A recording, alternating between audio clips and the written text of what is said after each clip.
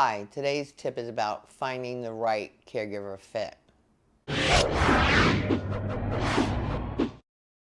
Hi, it's me, Linda Burhans, the gal who cares for the caregivers with love, laughter, and lessons learned. Today we have my friend Teresa Wilbanks from Sustainable Caregiving chatting about finding the right caregiver fit.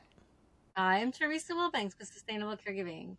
Caring for a family member involves a big learning curve, and one of the challenges is to learn new terms and acronyms.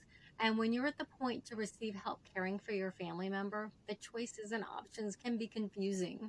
For example, there are two types of care agencies with similar names, and it's important to know the difference. So, one is home health care, which offers skilled care services, and the other, home care, which offers non medical care services. So, non medical care does require skill and training, but not the same training as a nurse or a therapist.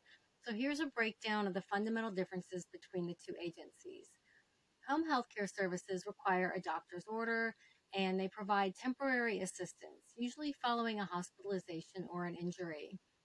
The services are designed to help the patient regain independence and they're provided by a nurse and possibly one or more therapists.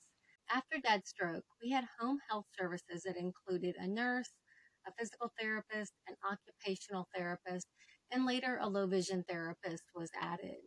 Dad was progressing well with the home rehab, and because there was still more work yet to do, the order for services was extended, and we were grateful for that. One big benefit of having an occupational therapist in the home was that she assessed Dad's space for safety. We were able to make changes that might prevent a fall or an accident, and some changes just made life easier for him. When the time ran out on home health services, we turned to a home care agency for help with care. So, home care agencies provide personal care services, including help with activities of daily living, also known as ADLs. So, these are non medical services that are considered foundational to independent living. They include dressing, bathing, toileting, eating, moving from one spot to another, and aides from these agencies may assist with light housekeeping.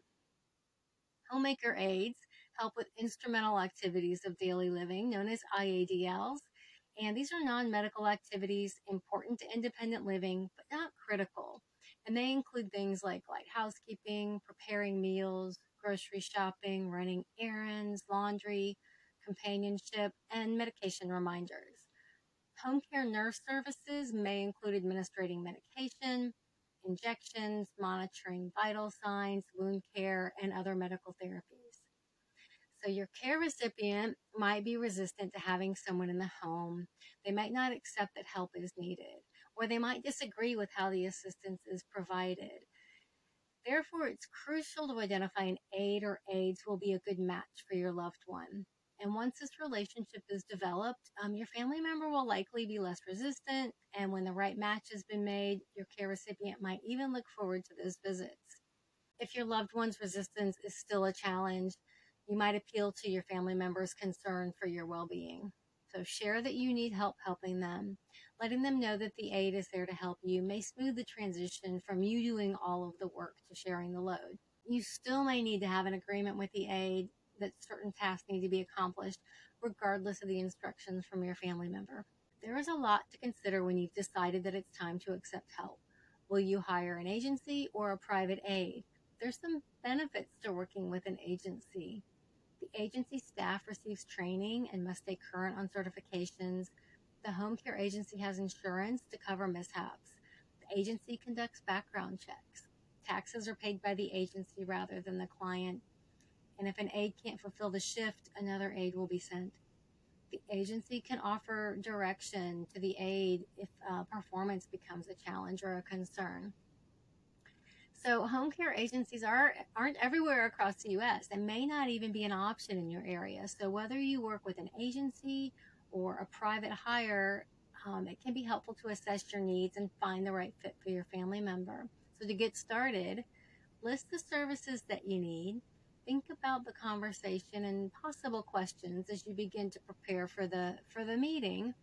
Talk to your family member and see what help they would like or accept And would you like transportation to be included? And if so, whose vehicle would be used, the aide's or your family members, or maybe even yours?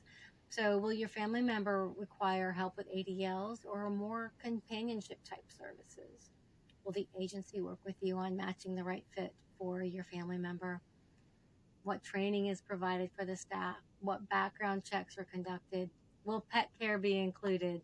There's a lot to consider, but having folks become a part of your care team and help you care for your family member will allow you time to focus on your well being. This is so important to avoid resentment and avoid getting burned out. So while it may feel like an overwhelming step, it will be worth it. Yeah, I really think it's very important to find the right fit. It can make the difference in the world. So thanks for all your information, Teresa.